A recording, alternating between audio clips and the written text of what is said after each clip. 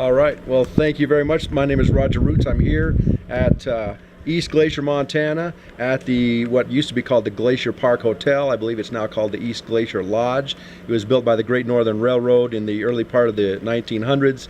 James J. Hill was the owner, the primary mover behind the Great Northern Railroad at that time. It was the only transcontinental railroad that was built all the way from the east to the west with not a single penny of government subsidy. So my hat is off to James J. Hill, one of the greatest entrepreneurs in American history, world history really.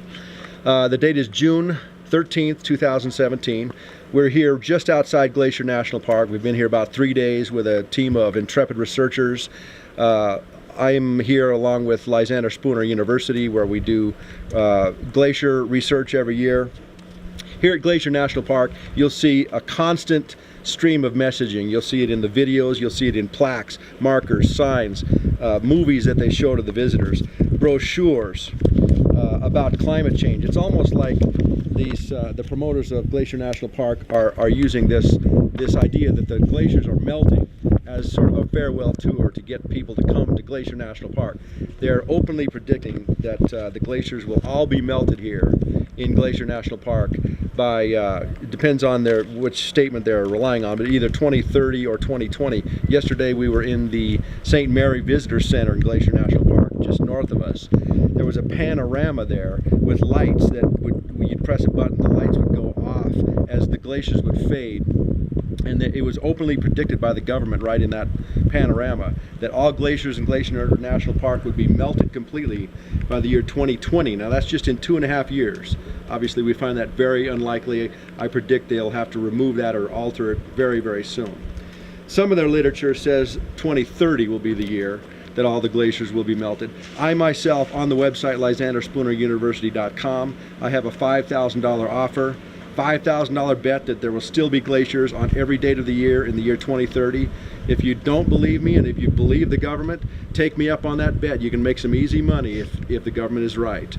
$5,000. We do a glacier research mission here at Lysander Spooner University. This will be our 3rd year. September 13th every year is the average date of first freeze here in East Glacier, Montana. You see a lot of snow in the mountains in the background. Most of that snow will be melted by the end of the summer. We are here very, very early in the summer. There's still an awful lot of snow here in Glacier National Park. The famous Going to the Sun Highway, which is the highway that connects the east part of the park to the west part, is still closed due to snow. They are plowing even as we speak. They are predicting they won't have all the snow plowed off that road until perhaps the end of June, maybe the first part of July. All right. There's been record snowpack in many of the mountain ranges of the west, including the Sierra Nevadas and the Northern Rockies. Anyway, I hope that all of you can join me and Lysander Spooner University around September 13th of this year.